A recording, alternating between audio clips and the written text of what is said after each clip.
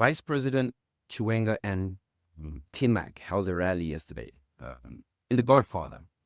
Michael Corleone never wanted to be part of the family business. In fact, he was the war hero, the college graduate, the son who would go legitimate.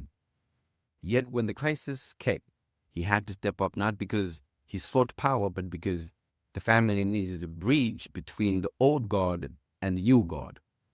He had something neither his hot-headed brother Sonny nor his weak brother Fredo possessed, which was strategic patience and the ability to operate in multiple worlds simultaneously. At the ZANU-PF conference in Mutare, two images dominated social media. One was Chris Mutsangwa and businessman Kudakwashe Tadbire locked in an embrace. Former enemies, now allies, tears possibly of relief or triumph, I couldn't tell. The second image was the youth minister, dancing so enthusiastically. ED 2030. That's what the chants would say. He was championing the extension of President Emerson Mnangagwa's term with fervor, addressing the ED 2030 slogan. The minister's visible support for the president's continued leadership is the logical and necessary posture of a dedicated member of cabinet. His role is to implement the president's vision and Vision 2030. His support is therefore not an act of political maneuvering, but a public affirmation of his commitment to the national agenda set by the head of state and the head of government. Interpreting the relationship between T-Mac and Chiwenga needs you to understand something. The minister has a relationship with the Vice President Chiwenga. They come from the same province. In fact, they are related. He is a nephew. It's a matter of public record. So when Chiwenga and T-Mac had a rally together in the constituency yesterday, it's not evidence of factional alignment. It's simply proper conduct of a member of parliament and a cabinet minister. As an MP, he has the duty to his constituents to engage with all senior government officials who visit the area. As a minister, he has the duty to respect the party and state hierarchy, which includes the vice president. To not attend would be an act of insubordination and a disservice to his own electorate. To attend is to fulfill the responsibilities he was voted for. So the core argument is, viewing these actions of doing a rally together solely through the lens of succession battle is a limitation of intelligence. It fundamentally misunderstands the nature of the workhorse.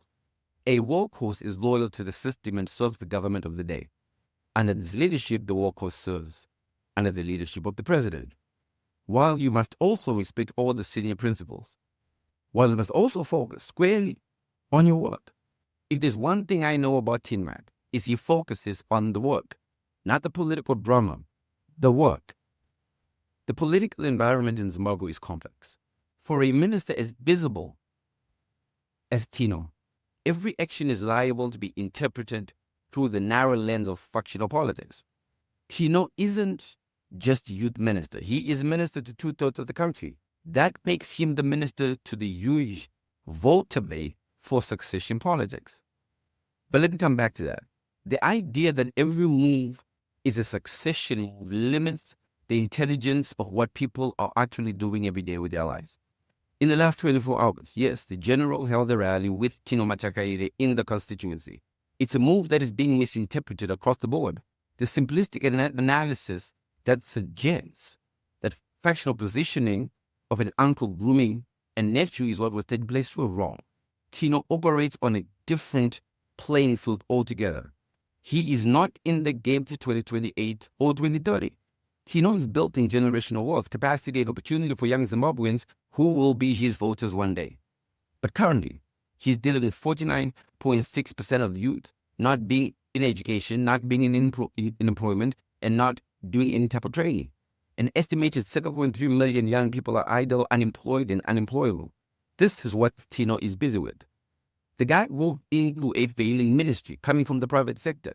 He walked into a ministry where youth funds had a 92% default rate. Political patronage determined all the beneficiaries. The reason the banks won't do business with young people is because, apart from not being bankable, we are not credible. The ultimate sign of credibility is, can you be given credit? Tino inherited a system where young people can't get loans because they don't own property. They can't own property because they don't have capital. And they can't get capital because they can't get loan. It's a perfect economic catch-22. Tino is currently fixing it through his micro-enterprises group strategy. He's collateralizing financial products with matched contributions and coaching. He's currently very busy with the innovative SMEs program, the business plan competitions, the incubation supports, and coaching to access credit, debt, or equity. Here's the training numbers that people do not talk about when they talk about Tino. 25,000 young people have now benefited from these programs in the last 1 year. 1,830 graduates from Midlands province have now completed their VTC. $3,000 worth of loans is being given at Empower Bank for young people who apply as we speak. 65,000 people have now received financial literacy through training and partnerships with Old Mutual and the ministry that he's leading. A new $17 million fund has been sent.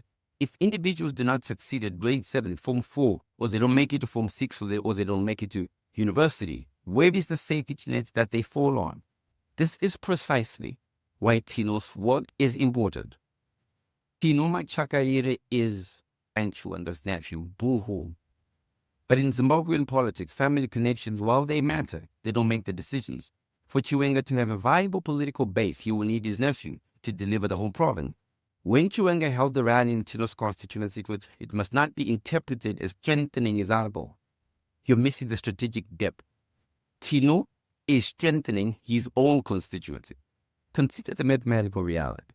If Tino successfully empowers even 20% of the 7 million unemployed young people in Zimbabwe, that's huge, and that avoids the youth about. He creates 1.4 million economically active young people. He's got a vested interest in that stability and continuity. That's not a factional base. Tino's success is valuable both to Mnangagwa and to Chiwenga, which makes him politically secure regardless of succession outcome. But as far as youth minister is concerned, he will be remembered as the minister who built the infrastructure that young people are using to move away from marginalization and into participation. Tino is only loyal to the president politically.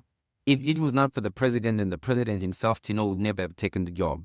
He was thriving in the private sector. He doesn't need to work for government. In fact, he loses more in government than he gains. This is not propaganda. But until next time, head bowed.